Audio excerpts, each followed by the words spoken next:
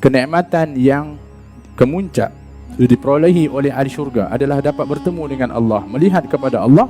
Maka Allah Subhanahu wa taala yang maha agung itu juga akan berbicara kepada hamba ini, sehingga apa-apa yang dilakukan oleh hamba ini pun akan diberitahu oleh Allah.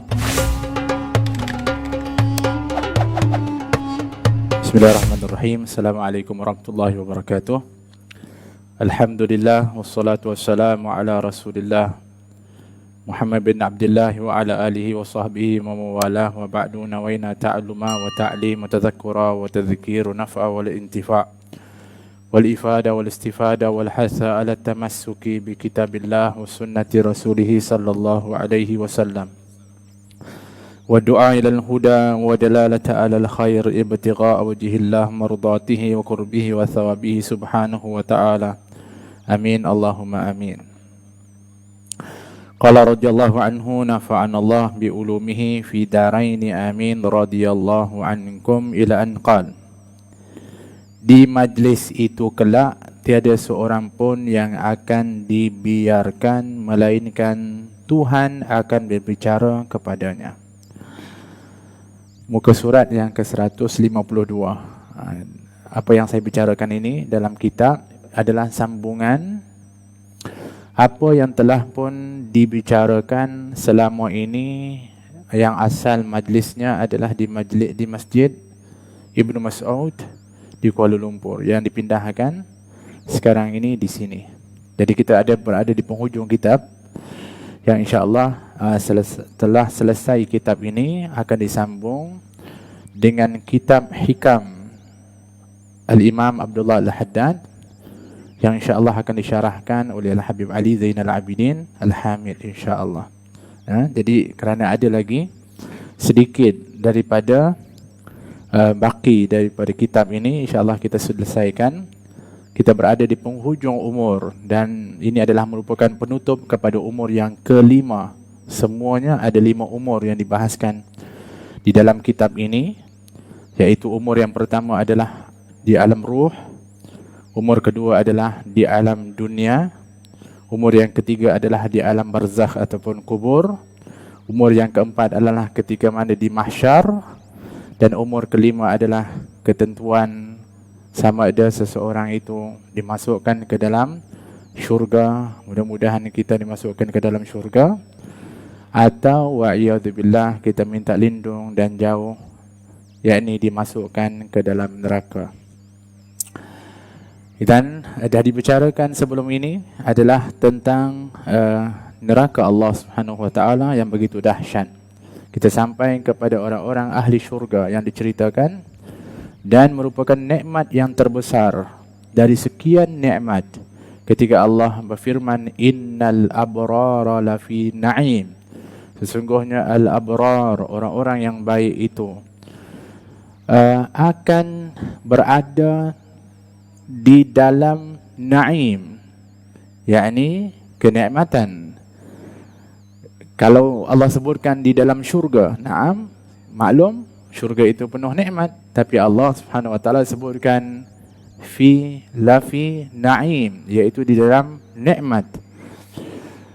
Di antara sekian nikmat yang ada di dalam syurga, maka nikmat yang paling besar adalah nikmat yang disebutkan oleh Allah Subhanahu wa taala, wujuhun yawma idzin nadhirah ila rabbiha nadhirah. Wajah-wajah di hari itu bercahaya melihat kepada Tuhannya. Dan disebutkan nikmat yang besar adalah dapat untuk melihat kepada Allah Subhanahu wa taala. Dan ini adalah merupakan akidah Ahlus Sunnah wal Jamaah yang meyakini, kerana hadis-hadis dan Al-Quran dan maupun hadis yang meriwayatkan tentang perkara ini adalah sampai ke darjat mutawatir. Dan tak ada keraguan bahawa ahli syurga itu nikmatnya yang paling tertinggi, dan yang kita harapkan dan berdoa adalah untuk dapat untuk melihat kepada Allah Subhanahu wa ta'ala. Melihat kepada Allah bukan bermakna Allah itu mempunyai jisim, maupun mempunyai tempat. Akan tetapi kemampuan yang diberikan oleh Allah kepada manusia ketika mana nanti di syurga adalah merupakan di luar kemampuan yang dapat difahami oleh manusia, tetapi kita meyakini bahawa ahli syurga itu kemuncaknya adalah dapat untuk melihat kepada Allah Subhanahu wa taala, sebagaimana hadis-hadis yang telah pun kita bacakan sebelum ini, termasuklah hadis yang seperti yang disebutkan ini, disebutkan oleh Abu Hurairah radhiyallahu anhu, di majlis itu kelak tiada seorang pun yang akan dibiarkan melainkan Tuhan akan berbicara kepadanya. Kita berharap mudah-mudahan kita dapat untuk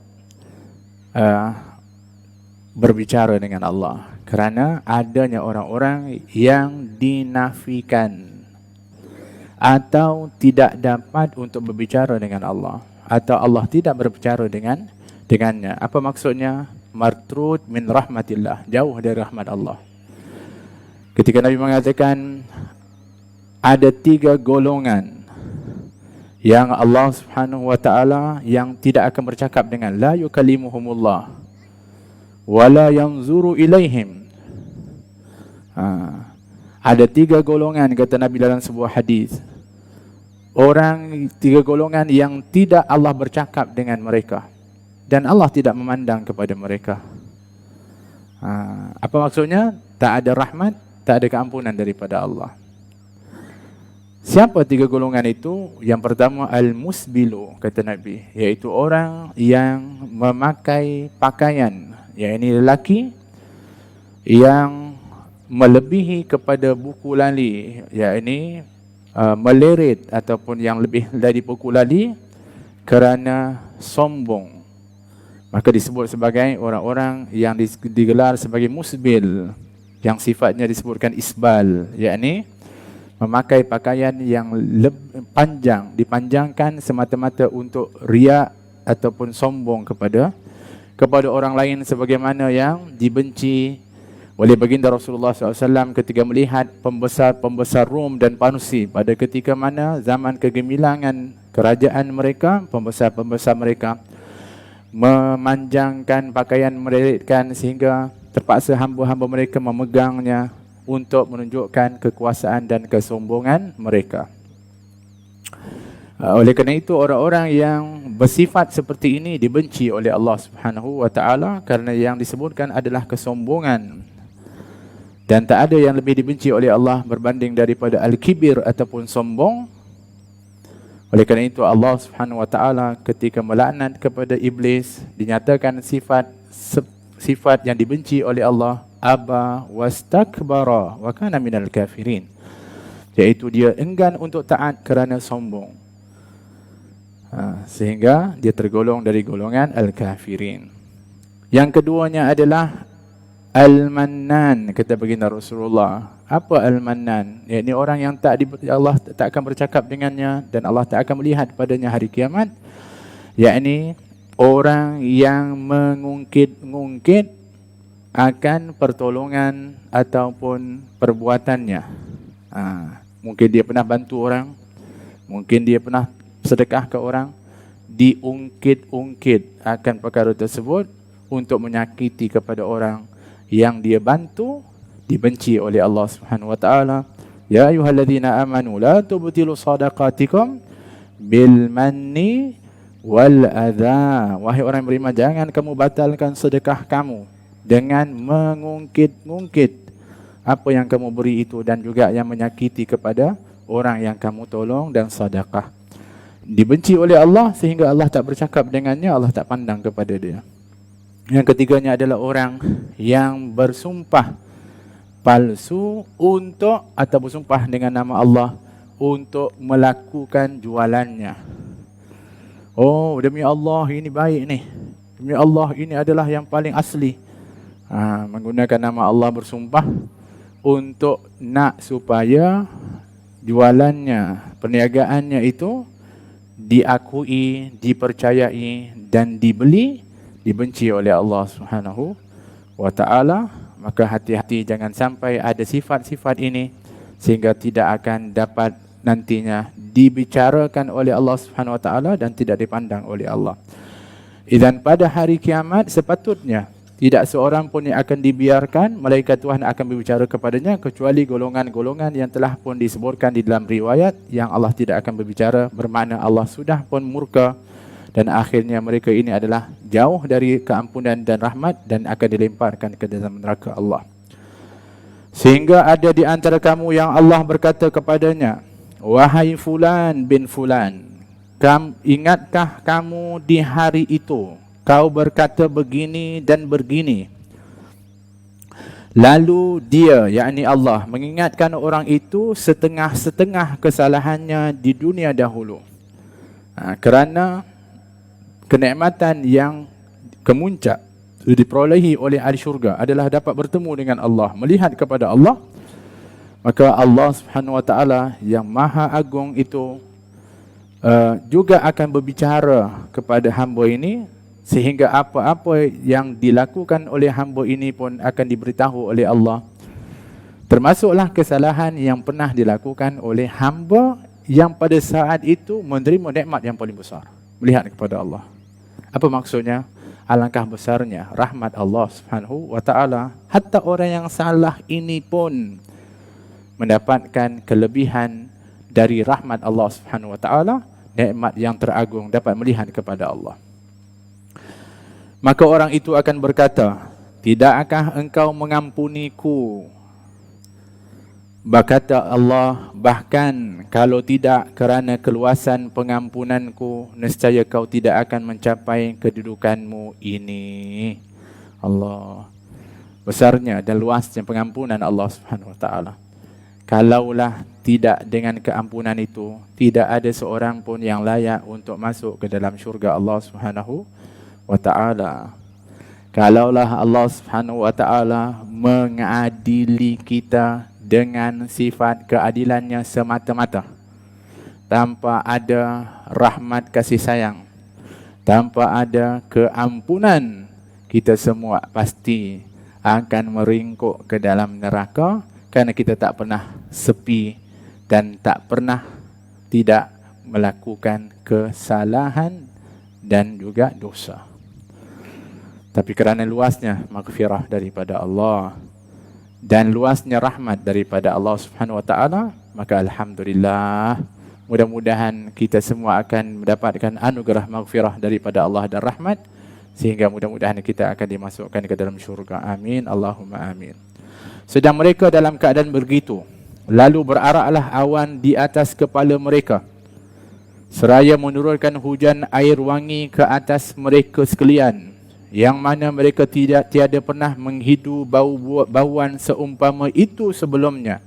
Ini orang-orang yang berkumpul, kemudian dapat berebut, kata dalam riwayat muttafaqun alaih, ketika mana mereka berebut ketika itu untuk melihat kepada Allah, kemudian berkumpul, kemudian Allah berbicara dengan mereka. Datang awan mencurahkan wangian ke atas mereka, wangian yang tak ada tolok bandingnya. Walaupun di syurga mereka menghidu akan wangian, bahkan disebutkan dalam riwayat, peluhnya ahli syurga lebih wangi daripada bau syurga. Subhanallah.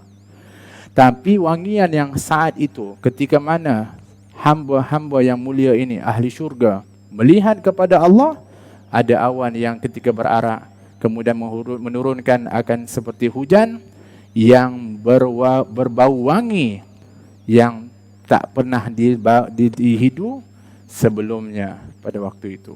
Untuk apa? Menggambarkan betapa besar nikmat yang diperolehi ketika mana memperolehi nikmat terbesar, iaitu melihat kepada Allah Subhanahu Wa Taala. Maka berkata Tuhan, bangun dan pergilah melihat apa yang telah aku sediakan untuk kamu dari anugerahku yang besar. Ambillah apa saja yang kamu mahu. Mereka pun bangkit mendapatkan suatu pasar yang telah dikelilingi oleh para malaikat. Tidak pernah mata mereka melihat seumpamanya, dan tidak pernah telinga mereka mendengar sepertinya, dan tidak pernah terlintas sesuatu seumpamanya di dalam hati mereka. Mereka lalu berebut-rebut mengambil apa saja yang mereka mahu, tanpa dijual atau dibeli. Disitulah ahli-ahli syurga akan bertemu satu dengan yang lain, orang yang mendapat kedudukan yang tinggi di syurga akan menemui orang-orang yang di bawahnya. Pada dasarnya, semuanya mempunyai tempat masing-masing. Al-jaza ala jinsil amal disebutkan. Ganjaran itu bergantung kepada jenis amal. Makin banyak amalnya, semakin tinggi darjat kedudukannya nanti di dalam syurga. Semua kita akan masuk syurga dengan rahmat Allah. Tapi ketika mana dirahmati oleh Allah untuk masuk ke syurga, yang menentukan akan darjat adalah Allah. Tetapi keadilan Allah ketika itu adalah yang menentukan adalah amal seseorang itu. Oleh kerana itu, ada di antara mereka yang mempunyai darjat yang paling tinggi. Ada di antara mereka yang mempunyai darjat yang sederhana. Ada di antara mereka darjat yang rendah. Paling rendah pun adalah seluas langit dan bumi, bahkan 10 kali ganda daripada itu.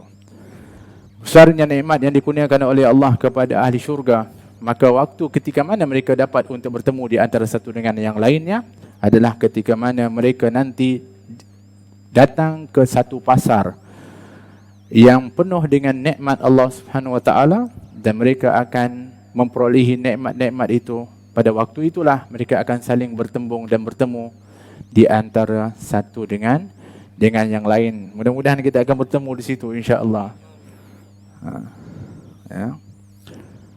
Orang yang mendapat kedudukan yang tinggi di syurga akan menemui orang-orang yang di bawahnya, dan tiadalah seorang pun yang boleh dikatakan rendah di dalam syurga itu. Orang yang ditemui itu akan terharu melihat pakaian teman yang datang menemuinya. Allah, ahli syurga ini pakai bajunya daripada sutra. Dalamnya halus, luarnya tebal, cantik, indah, subhanallah. Dengan perhiasan-perhiasan emas yang akan menghiasi kepada tubuhnya. Pada waktu itu tak ada orang yang tak handsome dan tak cantik. Semuanya handsome dan cantik. Ajib pada waktu itu. Masya Allah. Ya. Belum sempat habis berbicara dengannya. Orang yang ditemui itu akan terharu melihat pakaian teman yang datang menemuinya. Belum sempat habis berbicara dengannya, sekoyong-koyong pakaian yang di atas tubuhnya itu ditukar dengan pakaian lain yang lebih cantik dan lebih menarik lagi. Tengah bercakap, cantiknya baju ni, tukar pula, lagi cantik lagi. Subhanallah. Masya Allah. Luar biasa. Hari ini kita keterlaluan di dalam dunia sehingga kita sentiasa ingin kecantikan. Itu fitrah. Akan tetapi keinginan itu kadang-kadang sudah melangkaui kepada batas, sehingga sanggup kita ini berhabis akan duit dan sebagainya demi untuk kecantikan itu, sedangkan Allahumma la aisha illa aishul akhirah. Ya Allah, tak ada kehidupan yang sebenar atau kekal kecuali kehidupan akhirat. Kalaulah Nabi kita sallallahu alaihi wasallam nakkan kemewahan dari sudut pakaiannya, Nabi mampu untuk mendapatkannya. Akan tetapi kerana itu bukanlah matlamat kehidupan dunia. Kehidupan dunia adalah sementara, maka alangkah sederhananya pakaian dan kehidupan Nabi kita Muhammad sallallahu alaihi wasallam. Oleh kerana itu Nabi SAW sampai-sampai menjahit akan pakaiannya dengan membawa makna. Pakaian Nabi sendiri pun koyak tapi masih digunakan oleh baginda Rasulullah SAW. Kita pakaian koyak bagaimana? Mana pakaian koyak kita? Buang. Atau paling-paling kita beri kepada orang lain. Tak ada di antara kita yang sekarang ini istilahnya nak jahit balik dengan tampalan. Minta maaf, kenapa? Ya, hari ini kita hidup kita ini berbeza. Kehidupan kita ini adalah memandang kepada zahiriyah, sehingga kita lupa kepada akhirat. Sedangkan alangkah indahnya yang sepatutnya kita cari pakaian ahli syurga nanti, yang pada waktu itu tak akan ada mata yang tidak akan terpegun melihatnya. Bahkan ketika mana mata itu sedang tertegun dan terpegun melihat keindahan, ditukar lagi oleh Allah Subhanahu Wa Taala kepada yang lebih indah. Kedemikian besarnya nikmat kepada ahli syurga. Hal ini berlaku ialah supaya tiada seorang pun yang akan berduka cita di dalam syurga. Jadi dia tengok pakaian kawan dia baik, cantik betul. So dia tengok pakaian dia, sebab dia bandingkan dengan pakaian dia, ketika dia tengok pakaian dia pun lebih cantik lagi. Subhanallah. Supaya dia tak rasa, alah aku tak cantik, dia cantik daripada aku. Tak ada. Ajib. Bagaimana kasih sayang Allah kepada ahli syurga ni. Supaya mereka tak sedih. Dia tengok cantiknya, tengok cantik lagi rupanya. Alhamdulillah. Ajib. Masya Allah. Macam tu. Hari ini kita tengok cantiknya, kita tengok pakaian kita tak cantik. So kita pun aduh, rasa apa? Rendah diri. Akhirnya mulalah kita ada perasaan. Perasaan apa? Perasaan nak memiliki seperti itu. Jadi akhirnya apa? Kita akan sanggup untuk buat apa saja. Kadang-kadang yang haram pun kita langgar demi untuk mendapatkan apa yang dimiliki, keindahan oleh orang lain. Ini yang berlaku pada dunia zaman sekarang. Sanggup untuk melakukan yang haram demi untuk nak bersaing atau ingin nak sama atau mungkin lebih daripada orang-orang lain, sehingga tidak lagi kenal yang mana yang haram, yang mana yang halal. Ini perlu untuk kita ambil perhatian. Hari ini kita berlumba-lumba, sudah berlumba-lumba orang sekarang kepada dunia. Dan inilah yang telah pun dibimbangi oleh Nabi SAW. Inilah akhsha alaikumul faqra. Nabi kata, aku tak bimbang kamu itu fakir, tapi yang aku bimbang kamu nanti dibentangkan dunia. Kama busitat alal ladina min qablikum, sebagaimana umat dulu dibentangkan, baik kaum Ad, kaum Samud, baik itu daripada kaum-kaum yang hebat-hebat daripada kehidupan mereka dulu, mereka juga dibentangkan dunia oleh Allah Subhanahu Wa Taala. Tapi mereka dengan sebab itu menjadi tamak, saling berlumba, menjatuhkan, menumpahkan darah, sampai-sampai sanggup untuk melakukan penganiayaan, kezaliman demi untuk berlumba mendapatkan dunia. Dan kamu akan bersifat seperti itu, kata Nabi. Maka kamu akan hancur binasa sebagaimana umat dulu dibinasakan oleh Allah Subhanahu Wa Taala. Hari ini orang sedang bersaing dengan dunia.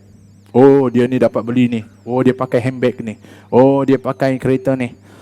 Semua sedang berlumba untuk mendapatkannya, sampai-sampai hilang maruah diri, nak jadi viral, nak jadi masyhur, sanggup buat perkara-perkara yang haram demi untuk naik dia punya rating. Subhanallah. Zaman ini mengambil kaedah khalif tu'raf. Khalaf tu'raf, yakni kamu buat benda yang bertentangan, kamu akan masyhur. Khalif tu'raf, ni dia punya istilah dia. Kamu buat benda yang pelik dan bertentangan dengan yang betul, kamu akan popular. Betul? Iyalah. Naik kereta, orang jalan patut berjalan ni, jalan bertentangan. Popular tak? Popular, masyhur, masuk berita. Khalif tu'raf, kamu bertentangan je, kamu akan. Itu yang hari ini sedang dihidupkan saat ini. Ya. Hakadha disebutkan selanjutnya, riwayat itu terus mengatakan pula, kemudian kami kembali ke rumah masing-masing. Maknanya ahli syurga akan kembali balik ke rumah mereka, istana mereka masing-masing. Dan kami pun disambut oleh isteri-isteri kami dengan berkata, selamat datang engkau kembali, sedang kecantikanmu kini lebih indah dari masa kau pergi meninggalkan kami tadi. Kenapa? Sebab tadi dia pergi dapat melihat kepada Allah. So kesan daripada melihat kepada Allah, orang yang melihat itu bertambah indah lagi. Hakadha orang-orang yang hari ini, di saat ini, kalau ibadahnya khusyuk kepada Allah dengan sifat ihsan, an ta'budallah ka'annaka tarahu fa illam takun tarahu fa innahu yaraka. Kalau iaitu kamu beribadah kepada Allah seolah-olah kamu melihat kepada Allah. Kalau tidak pun kamu yakin Allah melihat kepada kamu, dengan itu kamu akan khusyuk, maka wajahmu akan bercahaya dan orang akan dapat melihat keindahan itu. Kerana seolah kamu melihat Allah ataupun kamu yakin Allah melihat, sebenarnya akan mengubah kepada keadaanmu itu menjadi indah. Yang ini realiti melihat kepada Allah. Lagilah jelas keindahannya. Kalau di dunia saja orang-orang yang sentiasa bermunajat kepada Allah, berzikir kepada Allah, wajahnya bercahaya. Kita lihat tenang, melihat wajah orang seperti ini kita tenang. Subhanallah. Kerana apa? Kerana wajahnya itu penuh dengan zikir, wajahnya penuh dengan khusyuk. Wajahnya penuh dengan nur disebutkan. Apatah lagi orang-orang yang nanti di syurga dapat melihat kepada Allah Subhanahu Wa Taala, pastilah keindahan itu akan berada di dalam diri mereka. Menjawablah dia, hari ini kami duduk bersama Tuhan kami Maha Agung. Sebab itulah kami bertukar rupa seperti mana yang kamu lihat sekarang. Disebutkan sebahagian ulama bahawa Nabi SAW ketika Mi'raj melihat kepada Allah Subhanahu Wa Taala. Sebahagian ulama walaupun ada yang menafikannya. Dan di antara sebab disebutkan oleh para arif billah, Nabi Musa alaihi salam menyuruh kepada Nabi SAW untuk meminta kepada Allah dikurangkan akan waktu salat yang asalnya difardukan kepada umat Nabi SAW ini sebanyak 50 waktu. Kita boleh bayang 50 waktu? Agak-agak bila kita nak kerja, bila kita nak tidur, 50 waktu. Bayangkan. Ketika turun ke langit yang ke-6, jumpa dengan Nabi Musa. Nabi Musa ditemui oleh Nabi sebelum dia ke naik yang ke-7. Nabi Musa ketika itu melihat kepada Nabi, berbicara dengan Nabi, kemudian menangis setelah Nabi berjalan. Yang ketika ditanya oleh baginda Rasulullah, dia mengatakan, engkau adalah Nabi yang diutuskan yang terakhir. Dan aku adalah Nabi kepada umatku. Umatku juga ramai, akan tetapi walaupun engkau adalah yang terakhir, yang diutuskan, dan umatmu umat terakhir, tapi kamu dan umatmu yang pertama akan masuk syurga, dan yang ramai, paling ramai akan masuk syurga. Menangis Nabi Musa pada waktu itu, melihat kelebihan yang diberikan oleh Allah kepada Nabi Muhammad. Mana bertemu dengan Nabi Muhammad. Tapi ketika Nabi bertemu dengan Allah, dia turun, Nabi Musa melihat Nabi Muhammad sudah berbeza. Kenapa? Sebab dapat melihat kepada Allah. Sesudah tentu yang melihat akan berbeza. Melihat keindahan itu. Maka Nabi Musa mengatakan, apa yang telah pun difardukan oleh Allah kepada kamu? 50 waktu. Nabi Musa mengatakan, kaum aku pun, kalian besar-besar pun tak mampu untuk buat seperti itu. Apalagi kaummu yang kecil-kecil seperti ini. Mintalah kurang kepada Allah. Salah satu daripada hikmahnya disebutkan oleh para alif billah, kerana Nabi Musa, dia pada ketika dulu dapat berbicara dengan Allah Subhanahu Wa Taala, di antara yang dia pernah minta kepada Allah, apa dia? Ya Allah, boleh tak aku melihat kepadamu? Dapat tak dia melihat kepada Allah? Tak dapat. Kata Allah, lihat gunung-gunung dan dia ada di depanmu itu. Kalau dia masih kekal di situ, kau akan melihat kepada aku. Semuanya hancur ketika itu. Tak dapat, dan pingsan Nabi Musa. So tak dapat untuk melihat pada waktu itu berpeluang. Tapi Nabi Musa bijak. Tak dapat melihat Allah, asal orang dapat melihat orang yang dapat melihat Allah. Dan berbeza ketika Nabi kembali memohon, dikurangkan 5. Kembali balik Nabi Musa tengok, ya Allah, lebih lagi hebat cahayanya. Dia kata berapa? 45. Tak boleh, kurang lagi. Sebab dia nak supaya dapat lagi keberkatan daripada kesan pertemuan Nabi SAW dengan Rabbul Jalil, Allah Subhanahu Wa Ta'ala. Subhanallah. Hakala nikmat dan hebatnya orang-orang yang dapat bertemu dengan Allah, maka kesannya adalah kepada orang yang bertemu dengan Allah Subhanahu Wa Ta'ala. Hakala. Setinggi-tinggi kenikmatan, seutama-utamanya dan sesempurnanya ialah melihat wajah Allah yang maha mulia di rumah kemuliaan dan kenikmatan. Moga-moga Allah menganugerahkan kita semua dengan kelebihannya, kemurahannya dan keihsanannya juga kepada datuk nenek kita, kekasih-kekasih kita dan sekalian kaum muslimin. Sesungguhnya dialah yang maha pembelas dari sekalian orang yang berbelas kasihan, daripada orang yang berbelas kasihan. Amin Allahumma amin. Sedikit tentang rahmat Allah Ta'ala. Jadi nak dibahaskan insya-Allah di terakhir daripada bab ini adalah tentang rahmat Allah. Allah Ta'ala berfirman, wa rahmati wasi'at kulla syai'in, dan rahmatku meliputi segala sesuatu. Dalam surah Al-A'raf ayat 156.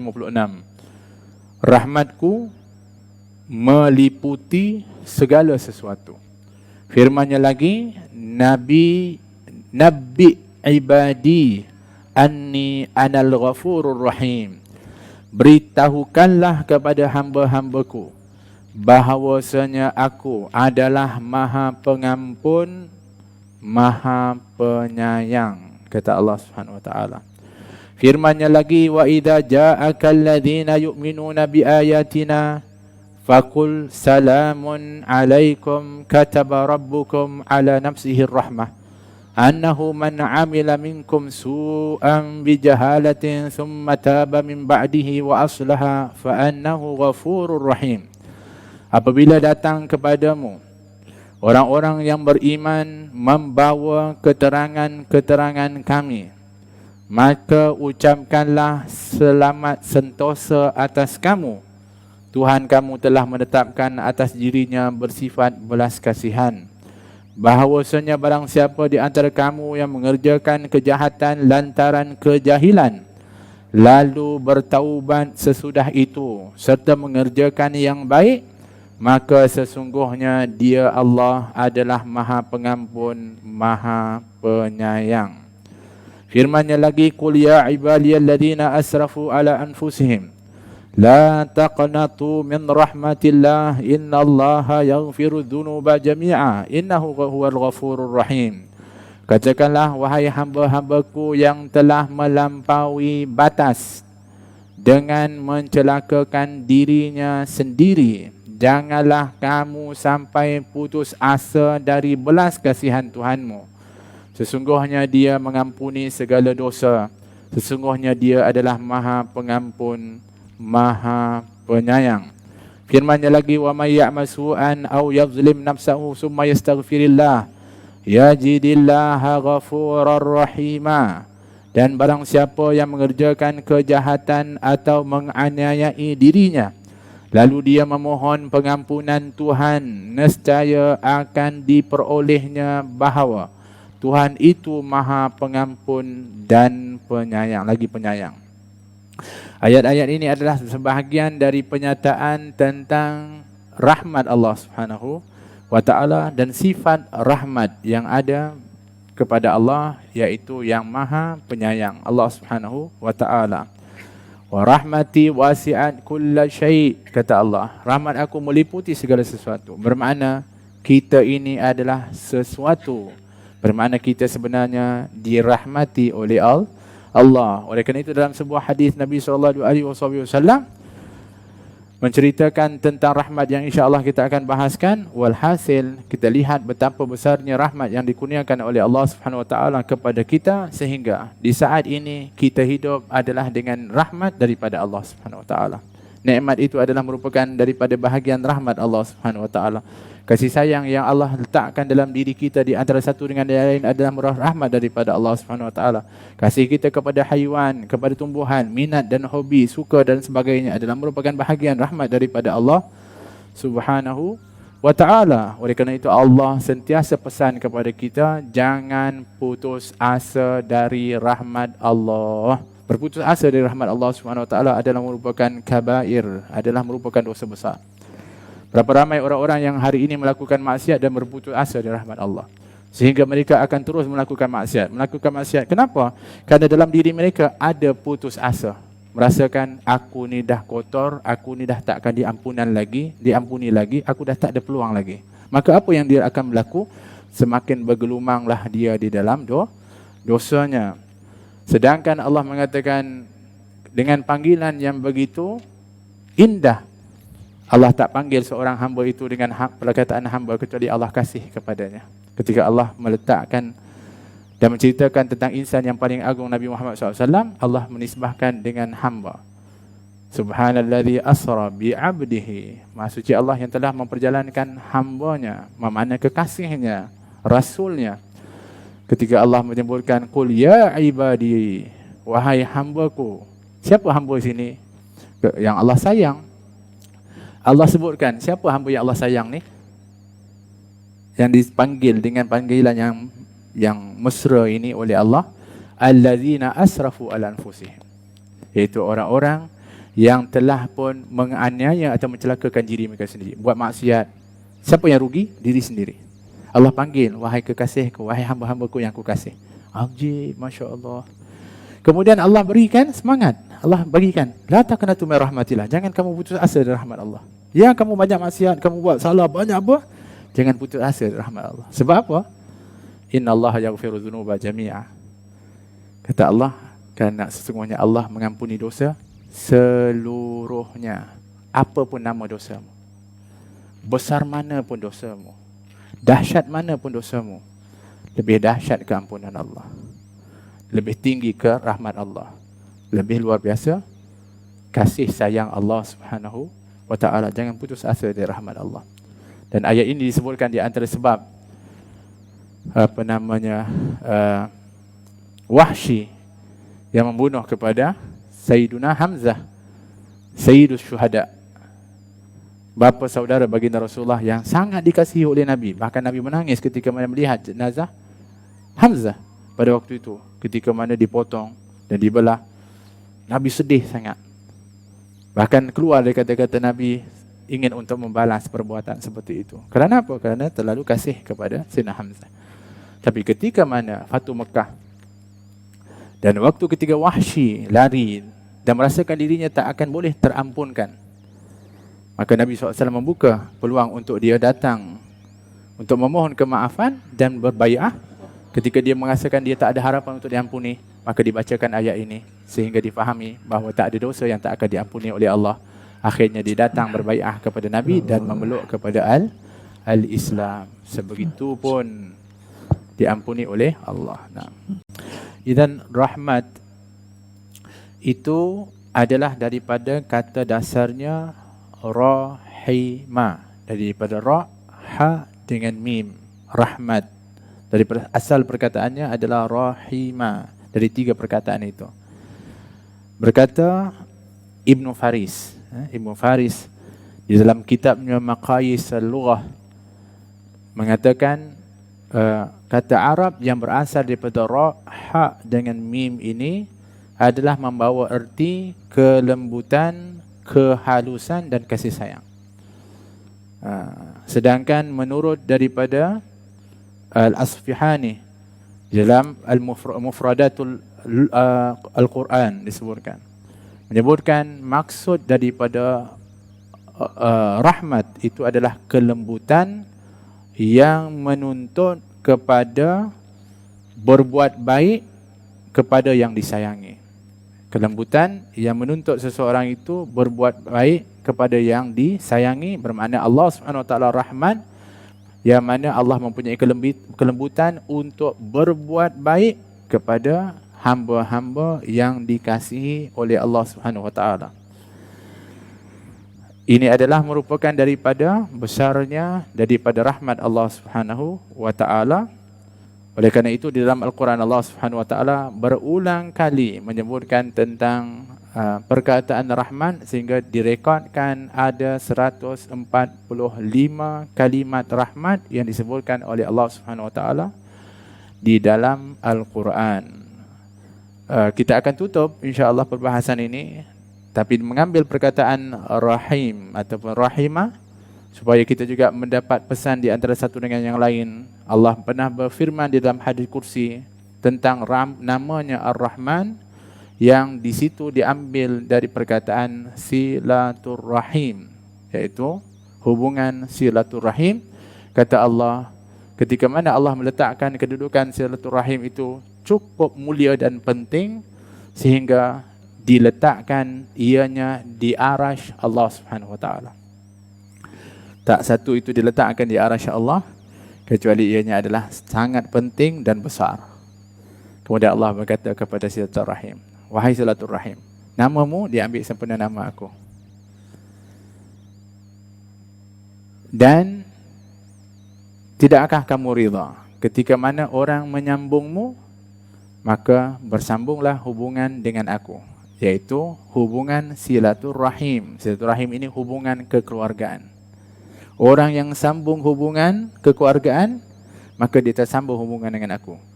Dan barang siapa yang memutuskannya, maka terputus hubungan dengan aku, kata Allah Subhanahu Wa Taala.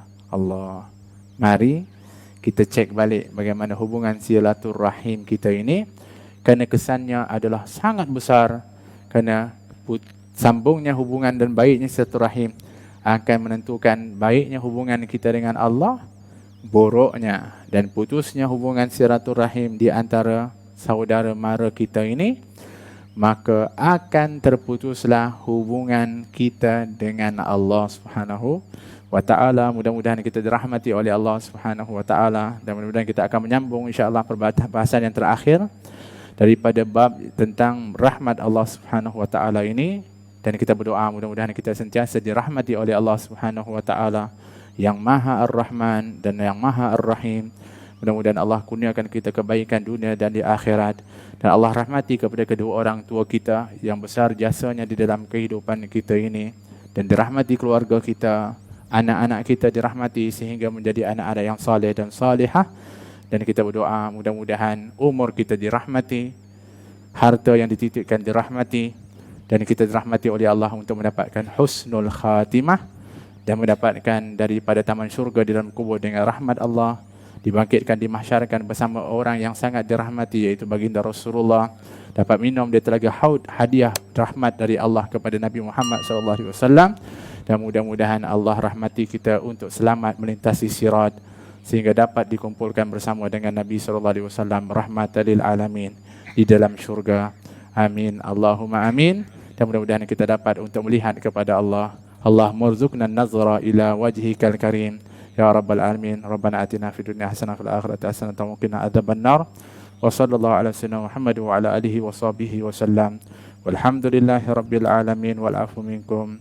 Assalamualaikum warahmatullahi wabarakatuh.